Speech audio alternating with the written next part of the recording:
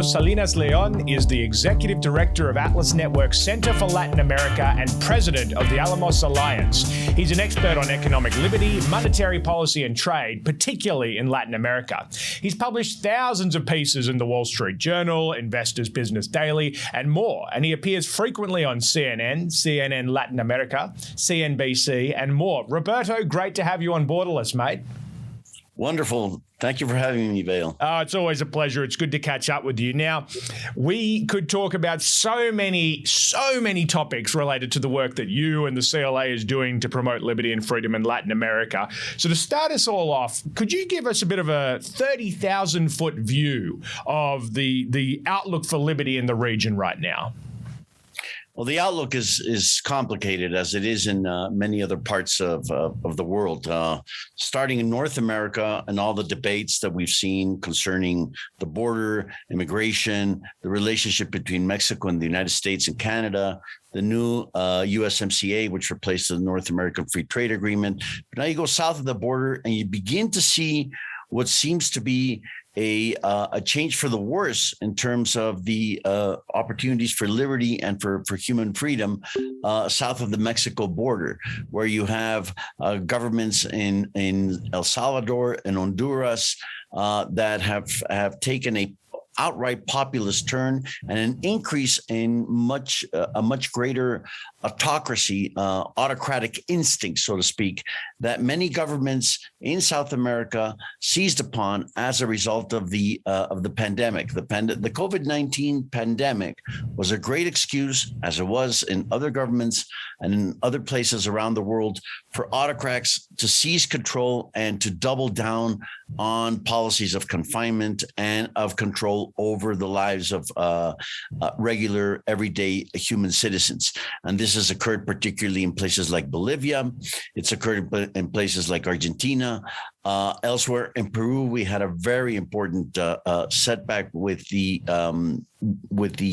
new Pedro Castillo presidency. Chile, of course, has been all over the news, and you had a great Borderless podcast with our colleague Axel Kaiser on the tremendous setback that Chile has suffered, where there seems to be a nostalgic feeling of wanting to return to the past, despite the tremendous economic success that Chile has generated in the past 40 years as a result of greater pro-freedom reforms and transformations.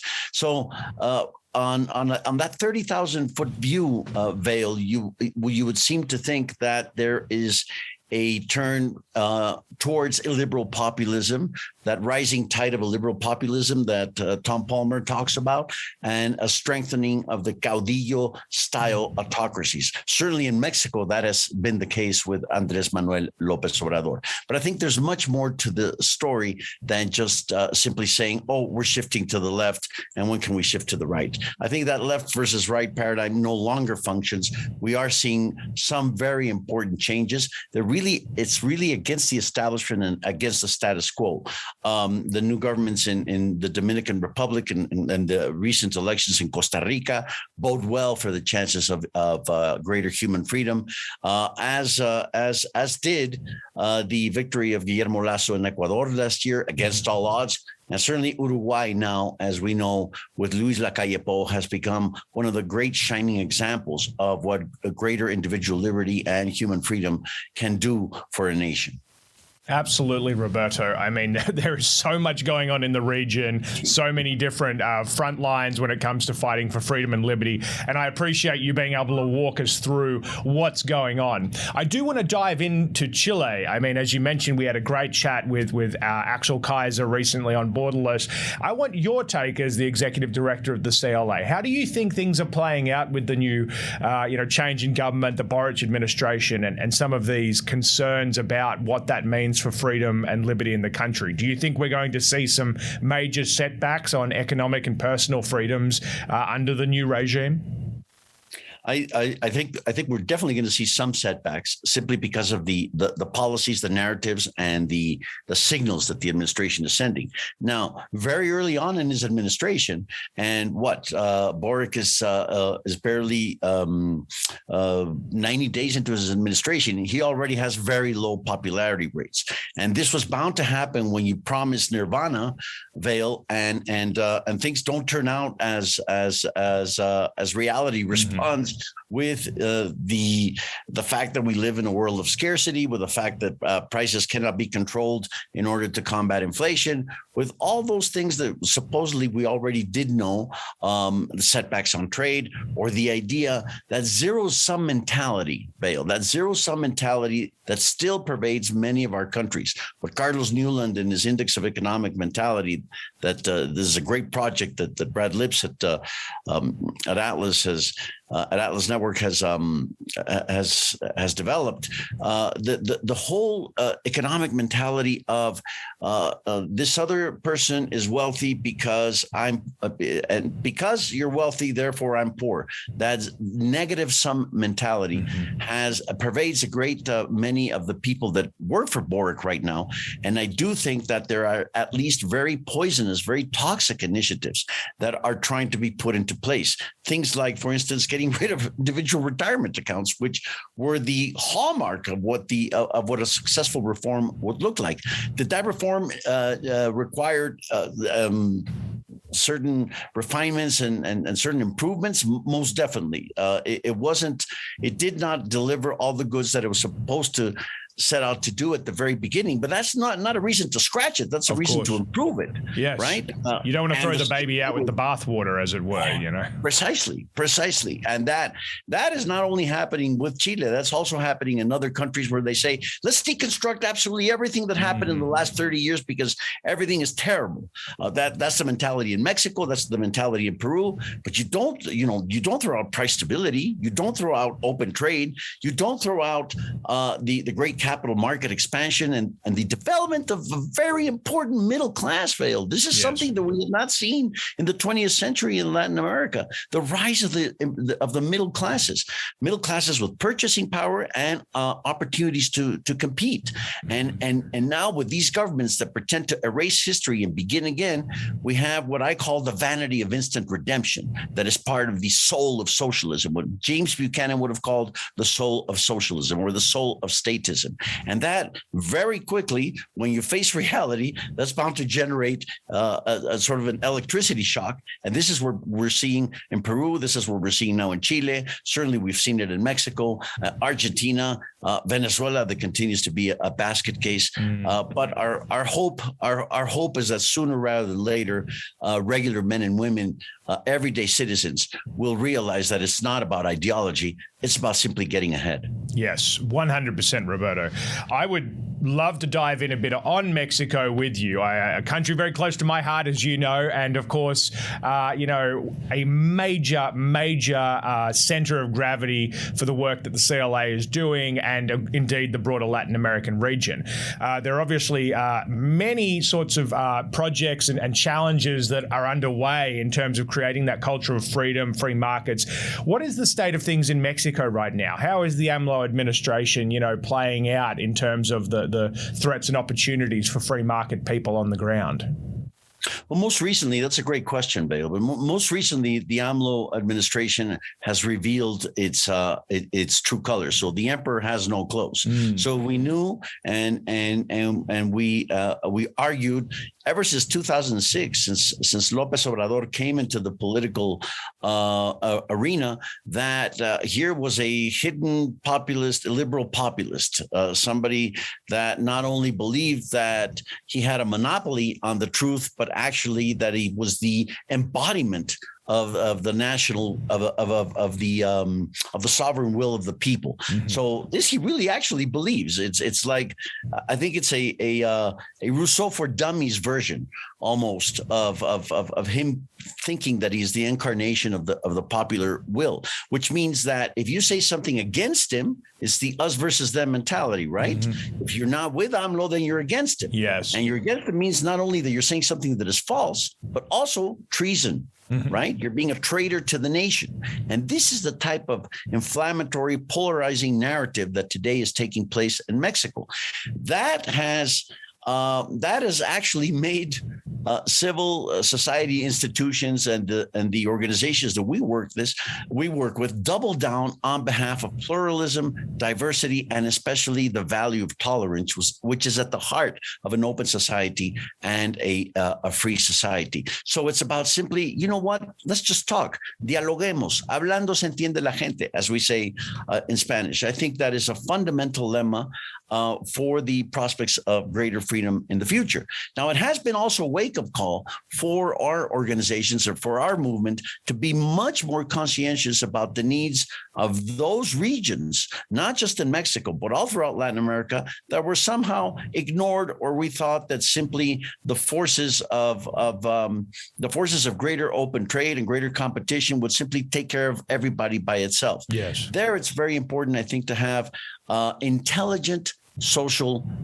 safety nets, social policy, intelligent social policy. And I'm delighted to see that many of our partners throughout Latin America, over 100 partners that Atlas Network has in Latin America, are beginning to work in a very empirical, very scientific manner on what the design of an intelligent social policy can be. Meaning is how can I protect those that suffer from certain transformations, certain disruptions, events like the COVID-19 pandemic, and to be able to sustain the much broader and the much greater framework of human freedom, open trade, and economic liberty, and so I think in that sense it's been a good wake up call for all of us to re-examine, reassess our premises, reassess our strategies. Absolutely, and as you said, Roberto, Atlas Network proudly supports over 100 partner organizations across Latin America. Not to mention the many different allies and supporters that we have working to advance these ideas that we believe in. So what is the Center for Latin America under your leadership doing right now programmatically to support the work of our partners and freedom advocates across Latin America? Well, that's another key question. It's been a tremendous learning curve, Vale, to try and get the center started. We've been only 4 years in the running, but we're very enthused to see the response that our partners have had concerning greater engagement. In other words, with conferences, with the opportunity to meet now with these Zoom technologies and these virtual technologies, the opportunity to interact, for them to know that our team is always available for them. And of course, I'm just one part of a much bigger enterprise that includes, as you know, Antonella Martí, Axel Kaiser, Gonzalo Schwartz, our the A-team, mate. We love the CLA. Great people, yeah. Well, part of our work is to let every one of our partners know that we're there. And that we're at their beck and call, whether it's for development of grant proposals, whether it's for participating in their own events, or whether it's for the design of different programs and initiatives. But we have our own set of initiatives. We like to think of ourselves as incubators, incubators of projects such as the Index of Bureaucracy, for instance, that for this 2022 version, we have now 12 countries instead of 6 as we did in 2021. And hopefully by 2023, we'll see that one institution simply claims ownership over the project and takes it to the next level. And that's what we like to see in our different initiatives that we're undertaking at the Center for Latin America. Our Mirada Sur newsletter, I think, has been a great way to engage our partners and for them to know that they always have a voice. Every single week, they will have a voice in the current trends from a classical liberal point of view. Yes. Now, that said, it's very important to note that we have lots of disagreement among our over 100 partners, but it's healthy disagreement. It's disagreement that engages in dialogue and that puts civilized conversation at the heart of a tolerant and a free society. Absolutely. The last thing we would want is just a homogenous collection of partners with over 100 different partners in the region. It's great that the CLA can be the nexus, the hub of so much great discourse and debate to chart a practical, productive path forward for freedom and liberty. And I love it. You know, I'm a big fan of your work, Roberto. Now, you know, Really? I'm really excited because, of course, we just have in a couple of weeks coming up now our 2022 Latin America Liberty Forum, and this is happening in Mexico City. It's very exciting to be getting everybody together on the ground, and it seems from what I'm hearing from you a perfect time to get the different advocates for freedom that we work with in one place to discuss trends, plan strategy, and make a difference. So what are you, Roberto, looking most forward to about our upcoming Latin America Liberty Forum? Precisely this concept of civilized disagreement. Let's exchange thoughts. Let's exchange ideas about what works, what may not work, and also be very wary about not falling into the trap of polarization, right? So I've insisted with our speakers, with our panelists, with our partners, we have lots of people that will surely disagree with each other on certain aspects of social policy, on certain aspects of competition policy, on trade and whatnot. But what we must avoid is falling into the trap of the us versus them, because surely this is what part of the illiberal populists and the those that attack liberal democracy, those caudillos and autocrats, what they want to do is engage polarization. So if I begin by saying, oh, you're just a statist caudillo that is out to get everybody else and control the lives of everybody. No, let's work on something that is much more creative and takes a lot harder work, which is what proactive and positive proposals around the values of social mobility, adaptability, disruption, innovation, creative destruction, the benefits of the sustained benefits of open trade throughout the region. That takes a lot more imagination, Bale, than just simply engaging a quarrel with my statist counterpart, right? Yes. And so this is what I'm looking for, and this is why our theme is accelerate. Let's think about how to accelerate an agenda of human freedom throughout the region. Yeah. And so we've had setbacks in Chile, and we've had setbacks in Peru and in Honduras, and Argentina and Venezuela continue to be basket cases. What do we need to do to be able to accelerate greater human freedom in those regions and throughout our region, and learn from what our partners are doing on the ground?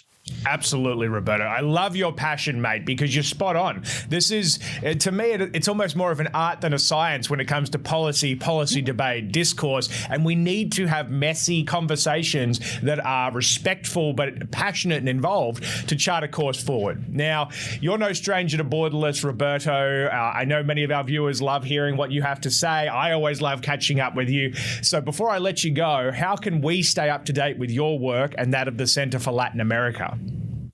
Well, we have an entire section in the Atlas homepage devoted to the Center for Latin America.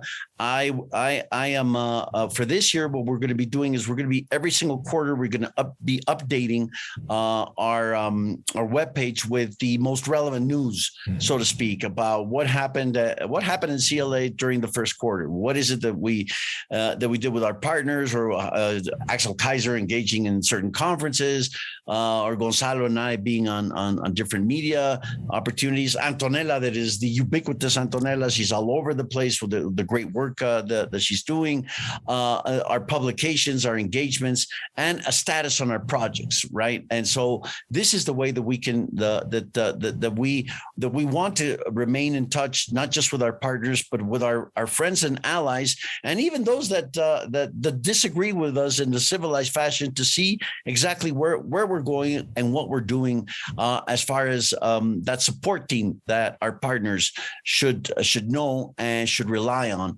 as they move forward in their own work. Absolutely. I love hearing the updates about what's happening, and I love catching up with you, Roberto. It's great to know what the CLA is doing, and I'm excited to see you in Mexico City for the Latin America Liberty Forum, if not before. So thank you for coming on Borderless, and I'm sure it won't be too long until we have you back, my friend. Yes. tech, tequila, and trade for Mexico City. That's got to be the theme. I love that. I love that. Let's get the events team on the phone for that one. That sounds good to me. Thank you, Roberto. Thank you very much, Vale.